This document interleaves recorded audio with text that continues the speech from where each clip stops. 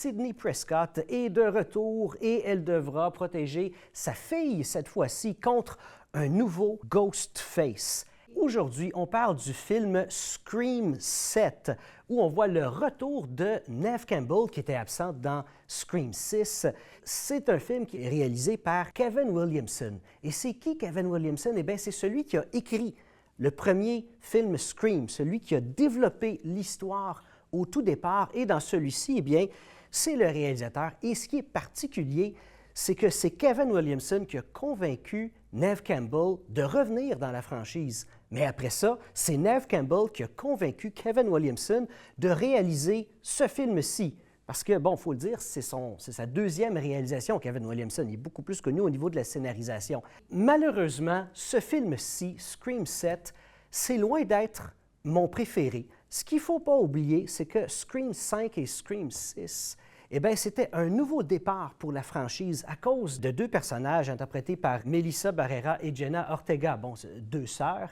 Et ces deux nouveaux personnages-là, pour moi, ils ont amené un nouveau souffle dans la franchise. Melissa Barrera, elle interprète la fille de Billy Loomis, un des premiers tueurs dans le premier Scream.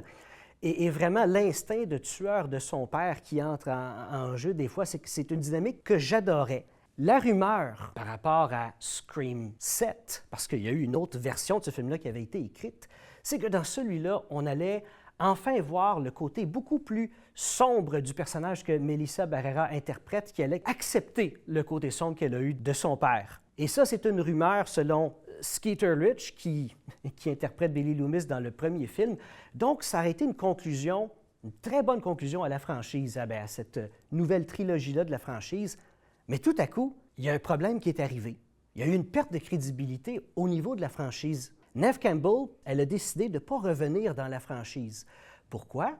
Bien, parce qu'elle n'était pas assez payée. Son salaire n'était pas assez élevé. À cause de ça, bien, il y a beaucoup de fans qui étaient mécontents. Et une franchise au cinéma, il ne faut pas du tout que ça perde sa crédibilité. Si je prends par exemple les films du Marvel Cinematic Universe, eh bien, depuis quelques années, le public a de moins en moins confiance en ces films-là. Quand il y a un problème de crédibilité avec une franchise, ce qui se passe, eh bien, les gens ne vont plus le voir au cinéma, donc plus d'argent à se faire. Et une franchise, eh bien, c'est les vaches à lait des studios, hein? Il ne faut pas oublier ça. Le problème numéro 2, le 21 novembre 2024, après la sortie de Scream, le 6, les studios décident de renvoyer Melissa Barrera. Pourquoi? Pour des propos politiques qu'elle aurait tenus sur Internet qui ont choqué certaines personnes. Et à cause de ça, Jenna Ortega, la journée d'après, celle qui était près de sa sœur, bon, elle n'a plus voulu non plus embarquer dans la suite de l'aventure. Donc, qu'est-ce qu'on fait? C'est deux gros problèmes de crédibilité. Au mois de mars 2024, oups, Neve Campbell, elle dit que, eh bien, je suis de retour dans la franchise, ce qui est très bon, mais à cause de tous ces changements-là, rapidement, le scénario a dû changer très rapidement.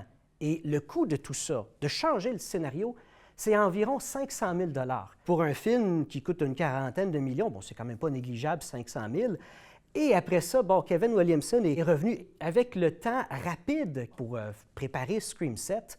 Eh bien, ça explique certaines lacunes. Évidemment, qu'est-ce qui m'a déçu du film? Je ne peux pas le dire parce que je vous vendrais des punchs. Est-ce qu'il va en avoir un 8e film Scream?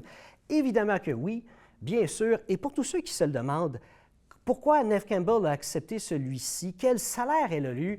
Eh bien, les rumeurs, c'est que c'est environ autour de 7 millions de $. Ce qui est intéressant, c'est que dans le premier film Scream, son salaire était d'environ 1,5 million de $.